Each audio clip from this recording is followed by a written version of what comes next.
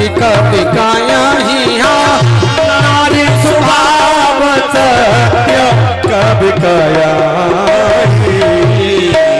अब गुण आत सदा गुण अब गुण आत सदा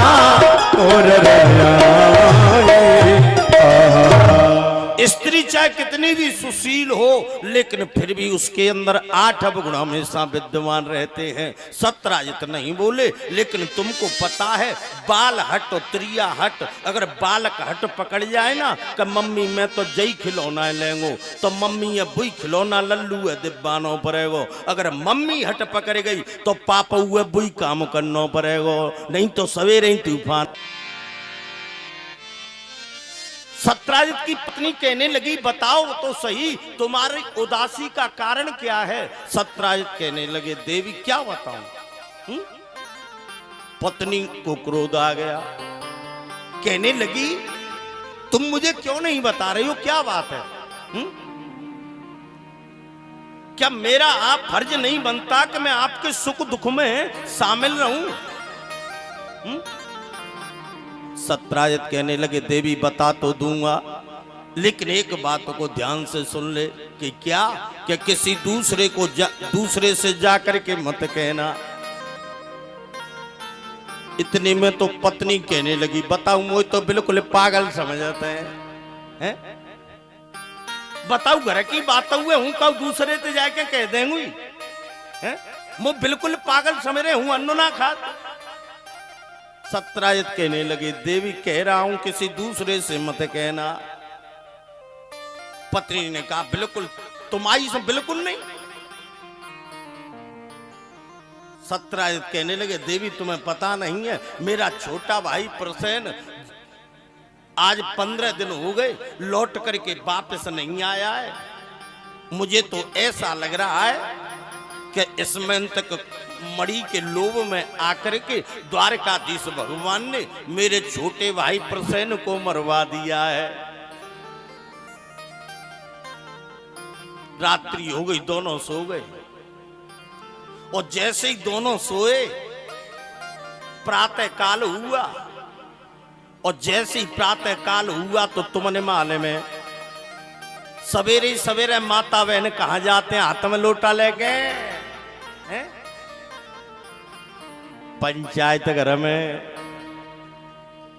जब ये हाथ में लोटा लेती हैं, जब ये सौगंध खाती हैं, कैसे जैसे कोर्ट के अंदर एक मुजरिम खड़ा होकर के और गीता पे हाथ रख करके कहता है मैं जो भी कहूंगा वो सच कहूंगा और सच के अलावा कछु नहीं कहूंगा। ठीक उसी तरीके से जब ये हाथ में लोटा लेती हैं, जब ये सौगंध खाती हैं, अब हम अपने पंचायत घर में जा रहे हैं, अब जो कहेंगे वो सच कहेंगे और सच के अलावा कछु नहीं कहेंगे। सत्राजित की पत्नी सवेरे सवेरे हाथ में लोटा लेके अपनी दिशा मैदान को जा रही। सामने से सत्राजित की पत्नी की सहेली थी वो आ रही थी। नीचे को गर्दन करके सत्राजित की पत्नी जा रही, लेकिन सहेली ने जैसे ही सत्राजित की पत्नी देखी एकदम चिल्लाए हुए लगी जी जी राम राम। बहना और दिना तो आगे ते तू राम राम कती, आज तो का है वो।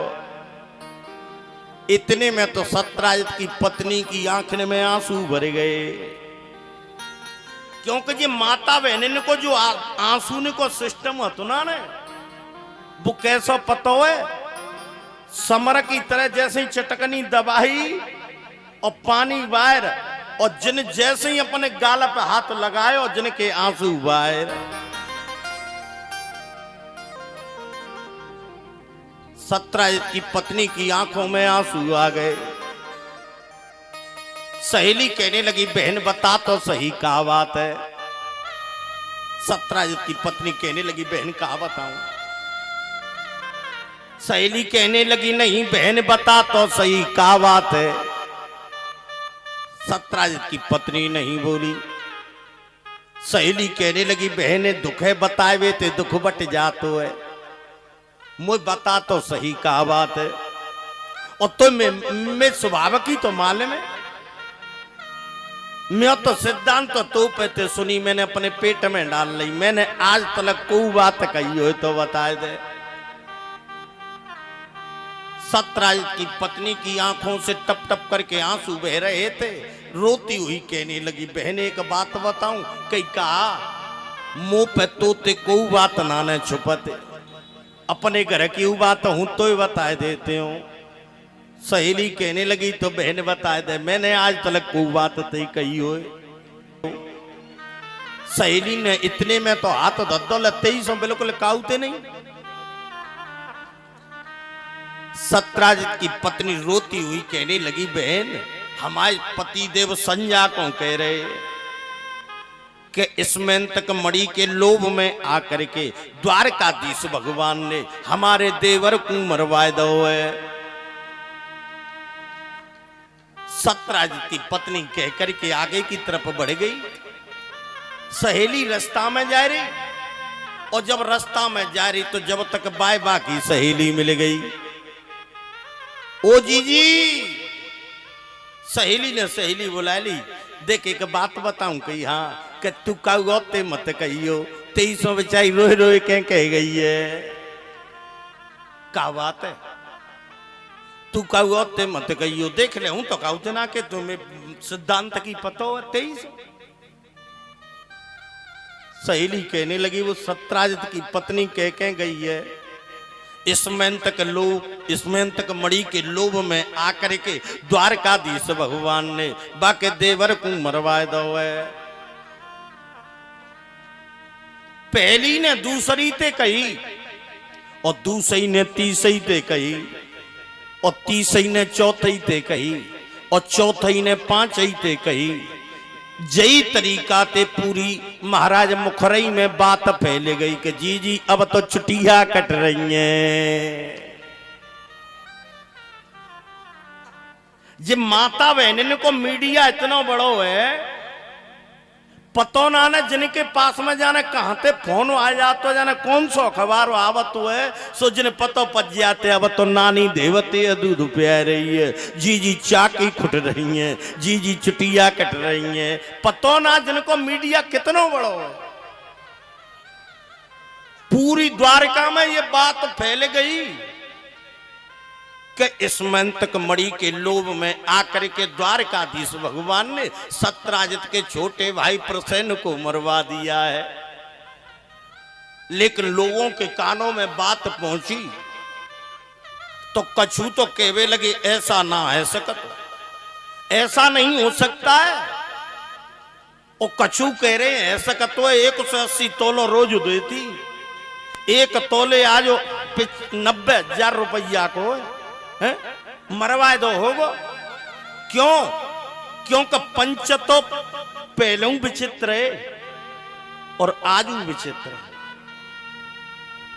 4 लठ को चौधरी, 5 लठ को पंच, ताके घर में 6 लठे, ताको अंचुन पंचुहा, ताको अंचुन पंच। पंच तो पहलू विचित्र है और आजू विचित्र है। कहने का मतलब क्या है? पंच आयु विचित्र है और पंच पहलू विचित्र है। विश्वास नहीं है तो चलो मानस के अंदर। तुमको पता है जब हनुमान जी मैया जानकी की खोज करने के लिए गए थे तब हनुमान जी को मेघनाद ने महाराज ब्रह्म फांसे में बांध लिया, और जैसे ही ब्रह्म फांसे में बांधा हनुमान जी को लेकर के मेघनाद रावण की सभा में चला गया। रावण अपनी सभा में बैठे हुए थे, सारे लंकावासी बैठे हुए थे। तब रावण ने लंकावासियों से कहा, भैया कहीं हाँ इस बानर का क्या करें? तो अकेले रावण ने नहीं, सबने कहा कि कप की ममता पूछ में सबने कही समुझाए, तेल बोर पट बानऊ पावक देहु लगाए, हाँ पावक देहु लगाए। एक रावण ने नहीं, सबने कहा और वैसा ही कर दिया। हनुमान जी की पूंछ में कपड़े लपेट करके तेल डाल करके अग्नि लगाई, और जैसे ही अग्नि लगाई तो फिर क्या हुआ बेटा? उलटी पुलटी लंका सब जारी, उलटी पुलटी लंका सब जारी, हाँ उलटी पुलटी लंका सब जारी, कूद पड़ा कूद सी तो मजारी, उलट पड़ा कूद सी तो मजारी। आज हनुमान जी ने सारी लंका में आग लगा दी, और जैसे ही आग लगाई अब तो वे पंच सभा में बैठे, वे लिकर के बाहर अपनी अपनी अटारी निम पे देख रहे हैं। सबकी अटारियों पे अग्नि लगी हुई है। अब वे पंच का कह रहे बेटा, हमने कहा ये कभी नहीं होई, हमने कहा ये कभी नहीं होई, बानर रूप धरे सुर कोई, बानर रूप धरे सुर कोई। अब वे पंच कह रहे हैं हमने तो पहले ही मने करी है, ये कोई साधारण बानर नहीं है। कहने का मतलब क्या है? ये कथा तुमसे क्या कह रही है? ये कथा कह रही है कि पंच पहलू विचित्र है और पंच आयु विचित्र है।